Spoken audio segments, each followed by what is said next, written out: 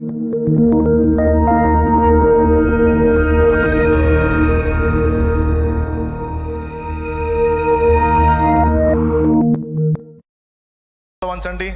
ఈ ఒక్కరోజు టైం చూడకండి. పరిశుద్ధుడైన మా తండ్రి, ప్రేమ స్వరూపే దేవా, ఈవేళ నాయన విశ్రాంతి వెతుకుతున్న మానవుడికి 2 రూపాలలో విశ్రాంతి పొందడానికి మార్గం చూపించావు. నీకు స్తోత్రాలు. ఒకటి, నీ మీద ఆనుకునుట ద్వారా, 2 విరిగిపోవుట ద్వారా. జీవితానికి ఉపయోగపడే విలువైన సంగతులు మాకు బోధించినందుకు వందనాలు. ఎవరితో కూడా అత్యధికమైన ప్రేమలు, అనుబంధాలు ఏర్పరచుకోవద్దు. దేవునితోనే ఎక్కువ అనుబంధము, దేవునితోనే ఎక్కువ ప్రేమ బంధం. దేవుని మీద ఆనుకోనటం, దేవుణ్ణి ప్రేమించటం, వయోపరిమితి లేకుండా బాల్య దినముల నుండే నీకు కనెక్ట్ అయ్యేటువంటి హృదయం మాకు దయచేయి. కనీసం ఇప్పటి నుంచన్నా మా హృదయాలు నీతో పెనవేసుకునేటట్టు ఆకర్షించు. నాతో మాట్లాడినందుకు నీకు వందనాలు. శాశ్వతమైన అనుబంధం, అక్షయమైన అనుబంధం నీతోనే ప్రభు. నీకు స్తోత్రాలు, కృతజ్ఞతలు చెల్లిస్తూ మా బిడ్డలందరినీ కూడా చైతన్యపరిచినందుకు వందనాలు చెల్లిస్తూ.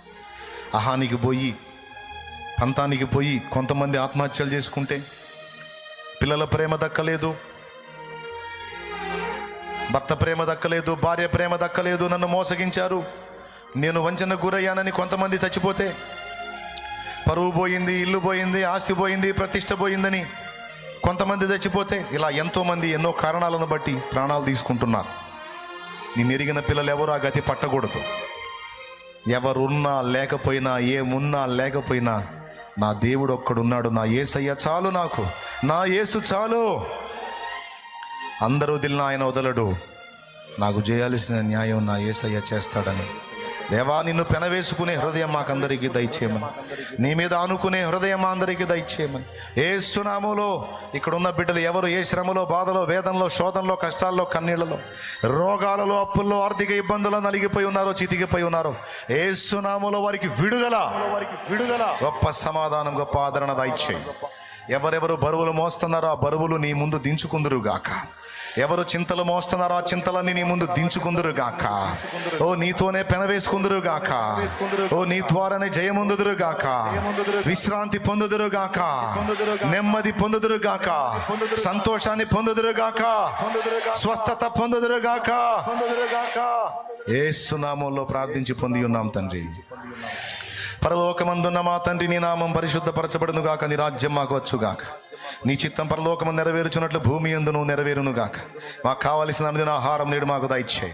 మా పట్ల అపరాధం చేసిన వారిని మేము క్షమించున్న రీతి నీవు అపరాధములు క్షమించు. మమ్మల్ని శోధనలోనికి తేక దుష్టి నుండి, కీడు నుండి తప్పించు. ఎందుచేతనగా రాజ్యము, బలము, మహిమ, శక్తి సర్వం నిరంతరం నీవైనావు తండ్రి. యేసు రక్తమునకు జయం. హల్లెలూయా.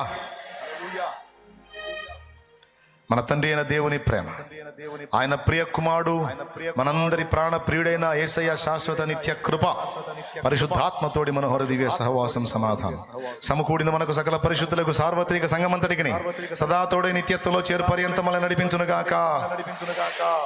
ఆమేన్. హల్లెలూయా, హల్లెలూయా, హల్లెలూయా.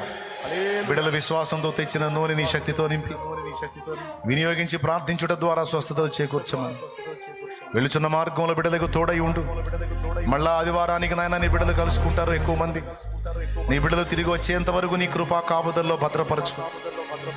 నీ బిడ్డలు ఈ 6 దినములు కూడా నీ కాపుదల్లో ఉండాలి, క్షేమంగా ఉండాలి, భద్రతలో ఉండాలి.